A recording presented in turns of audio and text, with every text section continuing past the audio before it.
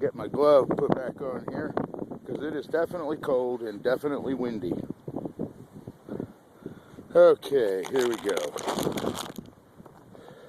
You can see this ground, man. It is just hard, slick.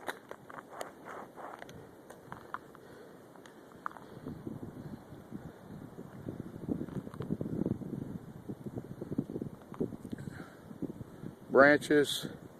I'm gonna walk, or try to walk up back up the creek, see if I get there's the brush pile.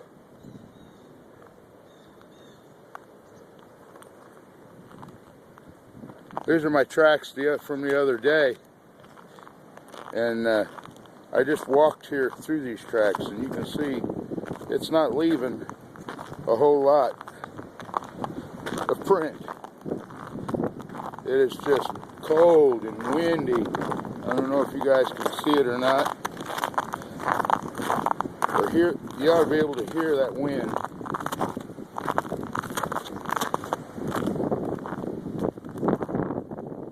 This is the creek. It even looks cold. It feels cold. There's the stake that we use for feeding the critters. As you can see, the creek's up just a little bit.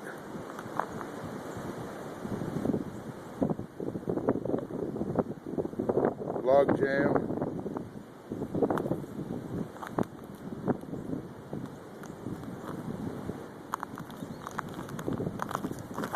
There's branches like this just everywhere.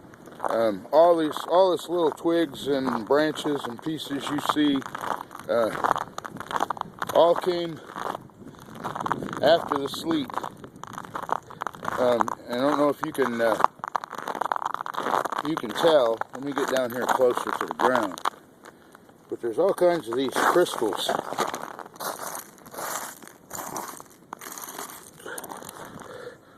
This is the stuff that came off the trees, and this is the kind of stuff that brings down trees and power lines.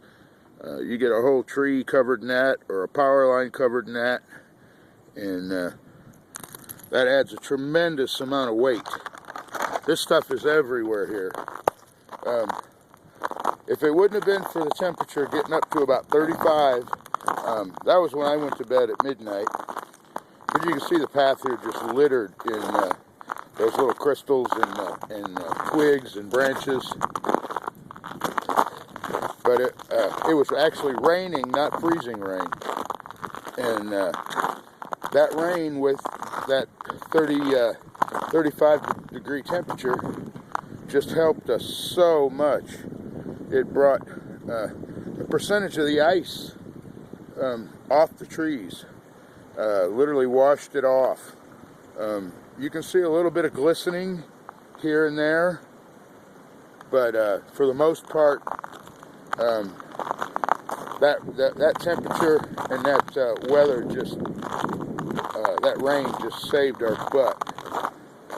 But these little crystals are everywhere, and if those were still up attached to all the trees,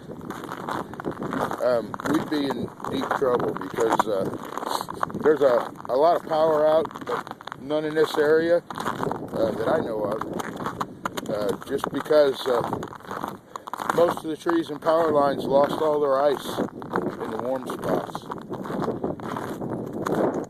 This tree up here, it's dead, and you can see the just massive amounts of branches with the ice coupled with 40-mile-an-hour plus winds. I think I heard on the news at like 2:30 this morning, Indianapolis International Airport had a wind gust at like 50 miles an hour. And those kind of winds, coupled with a tremendous amount of weight, added ice weight to trees, shrubs, power lines, most importantly,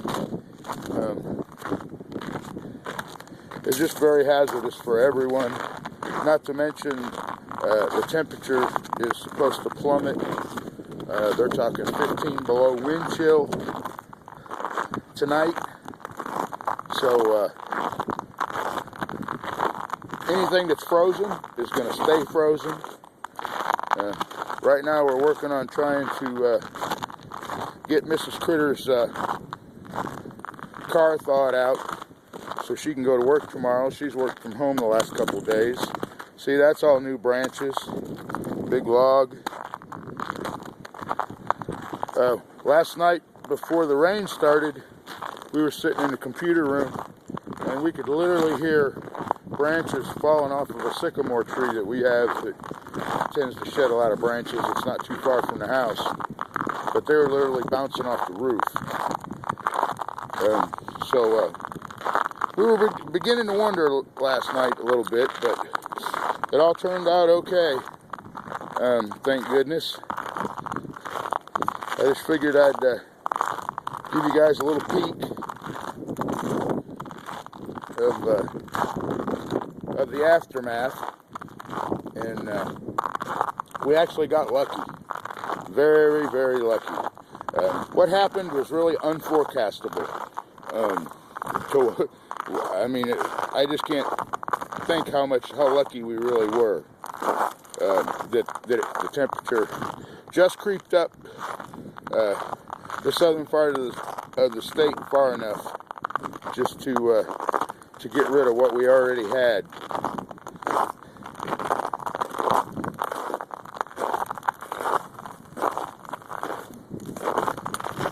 But there's another YouTube video where I did this after a fresh snow, I think. Be sure to check out our videos, The Critter Window on YouTube. I know there's a bunch of them there.